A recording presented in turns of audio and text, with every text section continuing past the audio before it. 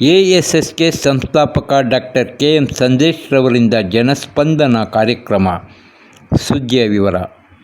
ಕೋಲಾರ ನಗರದ ಹೊರವಲಯದಲ್ಲಿರುವ ಹೊನ್ನೇನಹಳ್ಳಿ ಗ್ರಾಮದ ತಮ್ಮ ನಿವಾಸದಲ್ಲಿ ಪ್ರತಿ ಶುಕ್ರವಾರದಂತೆ ಈ ಶುಕ್ರವಾರವೂ ಜನಸ್ಪಂದನ ಕಾರ್ಯಕ್ರಮವನ್ನು ಬೆಳಿಗ್ಗೆ 9:30 ಗಂಟೆಯಿಂದ ಸಂಜೆ 5 ಗಂಟೆಯವರೆಗೆ ಅಂಬೇಡ್ಕರ್ ಸೇವಾ ಸಮಿತಿ ಸಂಸ್ಥಾಪಕ ಡಾಕ್ಟರ್ ಕೆ.ಎಂ. ಸಂದೇಶ್ ರವರ ನೇತೃತ್ವದಲ್ಲಿ ಹಮ್ಮಿಕೊಳ್ಳಲಾಗಿತ್ತು.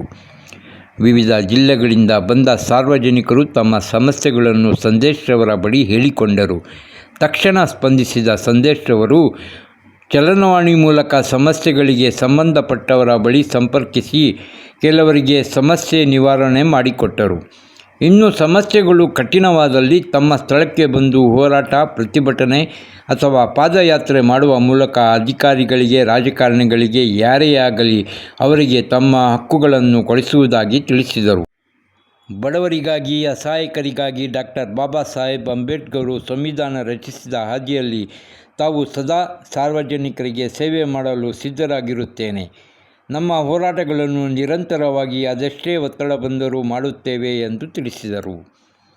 ಇದೇ ಸಂದರ್ಭದಲ್ಲಿ ಅಂಬೇಡ್ಕರ್ ಸೇವಾ ಸಮಿತಿಯ ರಾಜ್ಯ ಸಂಘಟನಾ ಕಾರ್ಯದರ್ಶಿಯವರಾದ ಚಿನ್ನಾಪುರ ಅನಿಲ್, ವೆಂಕಟೇಶ್, ಮುರಳಿ, ಸಂಘಟನೆಯ ವಕೀಲರು, ಪದಾಧಿಕಾರಿಗಳು, ಸಾರ್ವಜನಿಕರು ಸಾವಿರಾರು ಸಂಖ್ಯೆಯಲ್ಲಿ ಉಪಸ್ಥಿತರಿದ್ದರು. ವರದಿ ಪರ್ವೀಸ್ ಅಹಮದ್.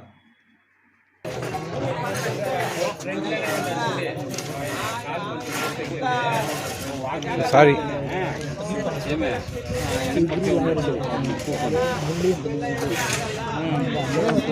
రాలేదంటే ఏం తీసుకెళ్ళారు, అదే రాలేదంటే ఈ సోమవారం లీవ్ ನೋಡಿ ಇಷ್ಟೈತೆ ಮುಟ್ಟು ನೋಡು.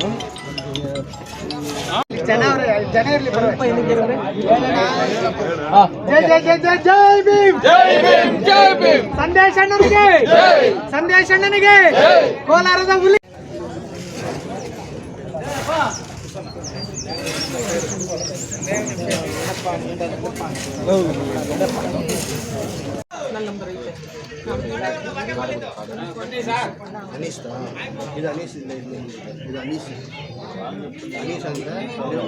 ತಿಮ್ಮಾಪುರ ಸಂದೇಶನ ಹತ್ರ ಬಂದ್ರೆ ನಮ್ಗೆ ನ್ಯಾಯ ಸಿಗ್ದಿಲ್ಲ. 3 ತಿಂಗಳಾಯ್ತು ನಮ್ಮ ಮಗು ಕಳ್ದೋಗಿ. ಟ್ಯಾಕ್ಟರ್ ಡ್ರೈವರ್ ಕೆಲಸ ಕರ್ಕೊಂಡು ಹೋಗ್ಬಿಟ್ಟು ಸಾಯ್ಸಾಕವ್ರೆ. ಮುಳಬಾಲ್ಗೆ ಹೋಗ್ಬಿಟ್ಟು ನಾವು ನ್ಯಾಯ ಕೊಡಿಸಿ ಅಂದ್ರೆ ನ್ಯಾಯ ಕೊಡಿಲ್ಲ. ಅದಕ್ಕೋಸ್ಕರ ಮುಳಬಾಲ್ ಹಾಸ್ಪಿಟ್ಲಲ್ಲಿ 12:30 ಆಗ್ಬಿಟ್ಟು ಬೇರೆಯವ್ರು ಫೋನ್ ಮಾಡಿ ಹೇಳಿದ್ದ. ನಾವು ಕೇಳಿದ್ದಕ್ಕೆ ಯಾರು ಇಲ್ಲ ಅಂತ ಹೇಳ್ಬಿಟ್ಟು ನಾವು ನ್ಯಾಯ ಸಿಗಿಲ್ಲ. ಅದಕ್ಕೋಸ್ಕರ ಸಂದೇಶನ ಹತ್ರ ಬಂದಿದ್ವಿ. ನ್ಯಾಯ ಬೇಕು ಅಂತ ಹೇಳ್ಬಿಟ್ಟು ಬಂದಿದ್ವಿ. ನ್ಯಾಯ ಕೊಡಿಸ್ತೀವಿ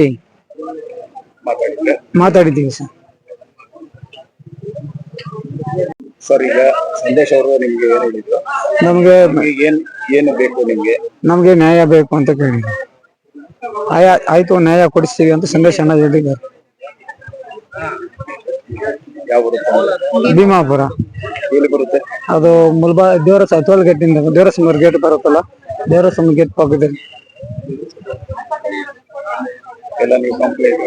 ಎಲ್ಲ ಮಾಡಿದ್ರೆ ನ್ಯಾಯ ಸಿಗಿಲ್ಲ. ಸ್ಟೇಷನ್ ಹತ್ರ ಇಲ್ಲ ಸಿಗಿಲ್ಲ, ರಿಪೋರ್ಟ್ ಬಂದಿಲ್ಲ. 3 ತಿಂಗಳಾಯ್ತು ರಿಪೋರ್ಟ್ ಬಂದಿಲ್ಲ. ನಮ್ಗೆ ನ್ಯಾಯ ಸಿಗಿಲ್ಲ. ಸಂದೇಶನ ಹತ್ರ ನ್ಯಾಯಕ್ಕೆ ಬಂದಿದ್ದು, ನ್ಯಾಯ ಕೊಡ್ಸೋಣ ನಮ್ಗೆ ಅಂತ. ಸ್ಟೇಷನ್ ಕಂಪ್ಲೇಂಟ್ ಕೊಡ್ತೀರಿ ಅಂದ್ರೆ ಊರೆಲ್ಲ ಈಗ ಸಲ ಓಡಿಸ್ಬಿಡ್ತೀರಿ, ಈ ತರ ಬೆದರಿಕೆ ಆಗ್ತಿದ್ದಾರೆ. ನಮ್ಗ್ ಸಂದೇಶ್ ಅನ್ನ ಬಿಟ್ರೆ ಬೇರೆ ಯಾರು ಗತಿ ಇಲ್ಲ. ಈಗ ಇವ್ರು ಈ ತರ ಒಂದು ಹೆಲ್ಪ್ ಮಾಡ್ತಾರಂತ ನಿಮ್ಗೆ ಯಾವ ರೀತಿ ಗೊತ್ತಾಯ್ತು? ನಮ್ಗೆ ಇನ್ಸ್ಟಾಗ್ರಾಮ್ ನೋಡಿ ಗೊತ್ತಾಯ್ತು ಸರ್. ಹಂಗೆ ಇವ್ರ ಹತ್ರ ಹೆಲ್ಪ್ ತಗೊಂಡಿರೋರು ಬಸ್ಸಲ್ಲಿ ಹೋಗೋವಾಗ ಹೇಳಿದ್ರು, ಇಲ್ಲ ಆ ಹೆಣ್ಣ ಜಾಸ್ತಿ ಹೆಲ್ಪ್ ಮಾಡ್ತಾನೆ, ನಿಮ್ಮಂತ ಹೆಣ್ಮಕ್ಳಿಗೆ ಜಾಸ್ತಿ ಹೆಲ್ಪ್ ಮಾಡ್ತಾನೆ, ನಮ್ಮ ಬಡವ್ರಿಗೆ ಅಂತಾನೆ ಇರೋದವ್ರು, ಹೋಗಿ ಅಂತ ಹೇಳಿದ್ರು. ನಾವ್ 3 ಟೈಮ್ಸ್ ಬಂದಿದ್ದೀರಿ. ಇನ್ನ ಅಲ್ಲಿ ಬಂದು ಅಣ್ಣ ನೋಡ್ಬೇಕು. ಸಮಸ್ಯೆ ತಿಳಿಸಿದ್ರೆ ಅವ್ರಿಗೆ ಸಮಸ್ಯೆ ಹೇಳಿದ್ದೀರಿ. ಯಾವ ಊರು, ಎಲ್ಲಿ ಸ್ಥಳ? ಇಲ್ಲಮ್ಮ ನೀವೇನು ಭಯ ಬೀಳ್ಬೇಡ್ರಿ, ಅವ್ರ ಎದುರಿಸಿದ್ರು ಎದುರ್ಕೊಂಬೇಡ್ರಿ, ನಾವಿದೀರ್ ನಿಮ್ಗೆ ಅಂತ, ನಾವ್ ಬರ್ತೀರಿ ಅಂತ ಹೇಳಿದ್ದಾರೆ. ಬಡ ಹೆಣ್ಮಕ್ಳಿಗೆ ಈ ತರ ಹೆಲ್ಪ್ ಮಾಡ್ತಾ ಇದ್ರೆ ನಿಮ್ಗೆ ಏನ್ ಅನ್ಸುತ್ತಮ್ಮ ಅವ್ರ ಬಗ್ಗೆ? ತುಂಬಾ ಖುಷಿ ಆಗುತ್ತೆ ಸರ್. ಹೇಳ್ಬೇಕಂದ್ರೆ ಗಂಡ್ಮಕ್ಳು ಮನೇಲಿ ಗಂಡಸ್ರಿರಲ್ಲ, ಅವ್ರಿಗೆಲ್ಲ ಇವ್ರೆ ಅಣ್ಣ, ತಮ್ಮ, ಅಪ್ಪ ಆತರ ಇವ್ರೆ ಮಾತಾಡ್ಸೋದು ಅಷ್ಟೇ. ಇವ್ರು ಇದಾರೆ ಅನ್ನೋ ಭರವಸೆ ಮೇಲೆ ನಾವ್ ಇವತ್ ಬದುಕಿದೀರಿ ಅಂದ್ರೇನೆ ಇವ್ರಿಂದನೇ ಸರ್. ಅದ್ ಹೇಳ್ಬೇಕು. ಹೌದು, ಅದೇ ಮನೇಲಿ ಯಾರು ಅಪ್ಪ ಗತಿ ಇಲ್ಲ ಅಂತ ಹೇಳ್ಬಿಟ್ಟು ನಮ್ಮನ್ನೇ ಹೊಡಿಯಕ್ ಬರ್ತಾರೆ. ಮಾಸ್ತಿ ಹತ್ರ ನಟೂರಲ್ಲಿ. ನಮ್ಮ ಮನೆ ಮುಂದೆನೆ ಇರೋದವ್ರು ಗೌಡಸು. ಇವ್ರಿಗೆ ಯಾರು ಗತಿ ಇಲ್ಲ ಅಂದ್ಬಿಟ್ಟು ನಮ್ಮ ಅಮ್ಮ ಹೇಳಿದಾಗ ಅವ್ರ ಮನೆ ಬೀಳ್ಸ್ಬಿಟ್ಟಿದ್ದಾರೆ. ಮನೆ ಬೀಳ್ಸಿ ಹೊಸ ಮನೆ ಕಟ್ಟಿದ್ದಾರೆ ಅಂತ ನಮ್ ಜಾಗದಲ್ಲೇ ಬರ್ತಾರೆ. ಇವಾಗ ಅಣ್ಣ ಬರ್ಲಿ ಅಂತಾನೆ ನಾವು 3 ಸರಿ ಬಂದಿದ್ದೀರಿ, ಇನ್ನ ಅವ್ರ ಟೈಮ್ ಸಿಕ್ಕಿಲ್ಲ. ಅವ್ರು ಬಂದ್ರೆ ಈ ಪ್ರಾಬ್ಲಮ್ ಕ್ಲಿಯರ್ ಆದ್ರೆ ಅಷ್ಟೇ ಸಾಕು. Thank you. ನಗರದಿಂದ ಬಂದಿದ್ದೀವಿ ಸ್ವಾಮಿ. ಏನ್ ಸರ್ ನಿಮ್ ಸಮಸ್ಯೆ? ನನ್ನ ಸಮಸ್ಯೆ ಬಂದ್ಬಿಟ್ಟು ನಮ್ಮ ಹೆಂಡತಿ ಸ್ಟ್ರೋಕ್ ಹೊಡಿಸಿ ಅವ್ರ ಅಕ್ಕ ಮಕ್ಕಳು ಅವಳು ಬಳಿ ಇದ್ದ ಚಿನ್ನ ಮತ್ತೆ ನನ್ನ ಹತ್ರ ನನ್ನ ಹೆಸರದು ಸೈಟ್ ಪತ್ರ ಎಲ್ಲ ತಕೊಂಡು ಹೋಗಿದ್ದಾರೆ. ಕೇಳಿದ್ರೆ ಯಾವ ತರಾನು ನಾವು ತಗೊಂಡಿಲ್ಲ ಅಂತ ತಿಳಿಸ್ತಾರೆ. JP ನಗರದಲ್ಲಿ FIR ಕೂಡ ಆಗಿದೆ, ಆದ್ರೂ ಅದಕ್ಕೂ ಗಮನ ಕೊಡ್ತಾ ಇಲ್ಲ ಅವರು. ಎಲ್ಲೂ ನಮ್ಗೆ ನ್ಯಾಯ ಸಿಗದ ಕಾರಣ ನಾವಿಲ್ಲಿ ಬಂದು ಕೈ ಕಟ್ಕೊಂಡು ನಿಂತಿದ್ದೀವಿ. ನಮ್ಗೆ ಒಂದು ಸಹಾಯ ಮಾಡಿ. ಈಗ ಸಂದೇಶ್ ಅವ್ರು ತಿಳಿಸಿದ್ರ ವಿಷಯ ಅದು ತಿಳಿಸಿ ಅವರೇ ಹೇಳಿದ್ರು, ಎಂಟ್ರಿ ಮಾಡಿಸಿ ಹೋಗಿ ಅಂತ ಹೇಳಿದ್ರು. ಆಮೇಲೆ ನಿಮ್ಗೆ ಭರವಸೆ ಬಂದಿದೆ ನಿಮ್ಗೆ?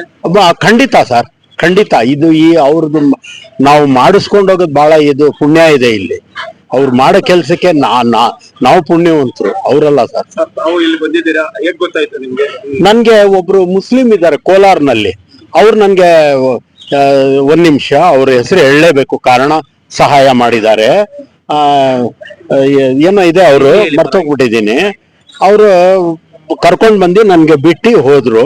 ಅವ್ರ ಸಹಾಯದಿಂದ ನಾನು ಇಲ್ಲಿ ಭೇಟಿ ಆಗಿದ್ದೀನಿ. ನಮ್ಮ ಹೆಸರು ಅರುಣ್ ಕುಮಾರ್, ಬೆಂಗಳೂರು ಇಂದಿರಾನಗರ. ನಮ್ದು 4 ಎಕರೆ 1 ಗುಂಟೆ ಜಾಗ ದರಖಾಸ್ತ್ ಮುಖಾಂತರ ಬರುತ್ತೆ. ಅದರಲ್ಲಿ ದೊಡ್ಡಬ್ಬಯ್ಯ ಅನ್ನೋರು 100 ರೂಪಾಯಿಗೆ ಬೋಗಿಗೆ ಹಾಕ್ಬಿಡ್ತಾರೆ. ತಿಮ್ಮಕ್ಕ ಅನ್ನೋರು 200 ರೂಪಾಯಿ ಬೋಗಿ ಹಾಕ್ಬಿಡ್ತಾರೆ. ಈ ತರ ಹಾಕ್ಬಿಟ್ಟು ಬೋಡಪ್ಪ ಅನ್ನೋರು ಯಲ್ಲಮ್ಮನ ಪಾಳ್ಯದಿಂದಾನೆ ಅವರಿಂದಾನೆ ನಮ್ಗೆಲ್ಲ ಜಮೀನೆಲ್ಲ ಮೋಸ ಮಾಡಿ ನಮ್ಮ ಸಂಬಂಧಿಕನೇ. ಆದ್ರೆ ಅವ್ರು ನಮ್ಮ ಹತ್ರನೇ ಇದ್ಕೊಂಡು ನಮ್ಮ ಊಟಗಳು ನಮ್ಮ ಮನೆಯಲ್ಲೇ ಊಟ ಇಲ್ಲೆಲ್ಲ ಮಾಡ್ಕೊಂಡಿತ್ತು. ಬೈರಮ್ಮನಿಗೆ 100 ರೂಪಾಯಿಗೆ ತಿಮ್ಮಕ್ಕನಿಂದ ಹಾಕ್ಸ್ಬಿಡ್ತಾನೆ ಬೋಡಪ್ಪ. ದೊಡ್ಡಬ್ಬಯ್ಯನಿಂದ ಬಂದು 200 ರೂಪಾಯಿಗೆ ಚೌಡಪ್ಪನಿಗೆ ಹಾಕ್ಸ್ಬಿಡ್ತಾನೆ. ಈ ತರ ಹಾಕ್ಬಿಟ್ಟು ನಾವು ಫುಲ್ ಮೋಸ ಹೋಗ್ಬಿಟ್ಟು ನಮ್ ವಂಶದವರು ಯಾರು ಕ್ರಯ ಮಾಡಿಲ್ಲ. ಅಂದ್ರೆ ಅಲ್ಲಿವರೆಗೂ ಇವ್ರ ವಿಷಯ ಹೆಂಗ್ ಸರ್ ಗೊತ್ತಾಯ್ತು? ನಮಗೆ ನಮ್ಮ ತಾತ ಅವರು ಈ ತರ ಆಗ್ಬಿಟ್ಟು ಒಂದು ಪೇಪರ್ ಕೊಟ್ಟಿದ್ರು ನಮ್ಮ ತಾತನ್ಗೆ. ಏನು 8 ವರ್ಷ ಇದು ಏನು ಸರೆಂಡರ್ ಮಾಡ್ತೀನಿ, ಸರೆಂಡರ್ ಮಾಡ್ಬಿಟ್ಟು ನಿಮ್ಗೆ ಏನಿದ್ರು ನನ್ಗೆ ಬಡ್ಡಿ ಬೇಡ, ಅಸಲ್ ಬೇಡ, ಏನು ಬೇಡ, ಲಾಸ್ಟ್ ಗಂಟೆ ಇದೆಲ್ಲ ಅದ್ರಲ್ಲಿ ಬಂದಿರೋ ಫಸಲ್ ನಾನು ಎತ್ಕೊಂತೀನಿ, ಮಿಕ್ಕಿದ್ದು ನಿಮ್ಗೆ ಕೊಟ್ಬಿಡ್ತೀನಿ ಜಾಗ. ಅಲ್ಲ, ಈಗ ಸಂದೇಶ್ ಅವರು ಈ ತರ ಒಂದು ಹೆಲ್ಪ್ ಮಾಡ್ತಾರೆ, ನಿಮ್ಗೆ ಯಾವ ರೀತಿ ಗೊತ್ತಾಯ್ತು? ನಮ್ಗೆ ಯೂಟ್ಯೂಬ್ ಅಲ್ಲಿ ನೋಡಿ ನಾವು ಅಲ್ಲಿಂದ ಅಣ್ಣನ ಹತ್ರ ಬಂದು 3 ವಾರದಿಂದ ಬರ್ತಾ ಇದ್ದೀನಿ. ನನಗೆ ಸ್ವಲ್ಪ ಇವಾಗ ಸ್ವಲ್ಪ ಜಾಗ ಕೇಸ್ಗಳೆಲ್ಲ ಕೊಟ್ಟಿದ್ದೀನಿ. ಬೋಡಪ್ಪ ಅನ್ನೋರು, ಬೋಡಪ್ಪನ ಮಗ, ನಮ್ಮ ಹತ್ರ ಮೋಸ ಮಾಡಿ ನಮ್ಮ ತಾತ ಅವ್ರ ಹತ್ರ ಜಮೀನ್ ಕಿತ್ಕೊಂಡಿದ್ದಲ್ದಿರ ಬೋಡಪ್ಪನ ಮಗ ರಾಮಸ್ವಾಮಿ, ಜಯಣ್ಣ ಅವ್ರ ಮಕ್ಕಳು, ಅವ್ರ ಕುಟುಂಬದವರು ಇವಾಗ ನಾವು ಹೊಲ ಉಳ್ಮೆ ಮಾಡಿದ್ರೆ ಅವ್ರು ಬಂದು ರಾಗಿ ಚೆಲ್ತಾ ಇದ್ದಾರೆ. ಸರ್, ಈಗ ನಿಮ್ಗೆ ಇಲ್ಲಿ ಹೇಳಿದ್ರೆ ಎಲ್ಲ ಹೇಳಿದ್ದೀವಿ. ಯಾವ ರೀತಿ ಭರವಸೆ ಬಂದಿದೆ? ಆಗ್ಲಪ್ಪ, ನಾನು ಕಾನೂನು ಮುಖಾಂತರ ಹೋರಾಟ ಮಾಡ್ತೀನಿ. ಅವರೆಲ್ಲ ಬಂದು ಭಾಸ್ಕರ್ ರೆಡ್ಡಿಗೆ ಮಾರ್ಬಿಟ್ಟಿದ್ದಾರೆ. ಬೇಡ ನಿಮ್ ಭರವಸೆ ಬಂದಿದೆಯಾ ನಮ್ಗೆ? ಸೊ ಇಂತ ಒಂದು ಕೆಲಸ ಮಾಡ್ತಾ ಇದ್ದೀರಾ, ನಿಮ್ಗೆ ಏನ್ ಅನ್ಸುತ್ತೆ? ಒಳ್ಳೇದಾಗುತ್ತೆ. ಸಮಾಜ ಸೇವೆ ಒಳ್ಳೇದಕ್ಕೆ ಮಾಡ್ತಾ ಇದ್ದಾರೆ. ಎಲ್ಲಾರ್ಗು ಪರವಾಗಿಲ್ಲ, ಕರ್ನಾಟಕದಿಂದ ಎಲ್ಲ ಒಳ್ಳೇದಾಗ್ಲಿ, ಅವ್ರಿಗೆ ಚೆನ್ನಾಗಿ ದೇವ್ರು ಆಯಸ್ ಕೊಡ್ಲಿ ಅಂತ ನಾವು ಬಯಸ್ತೀವಿ ಸರ್.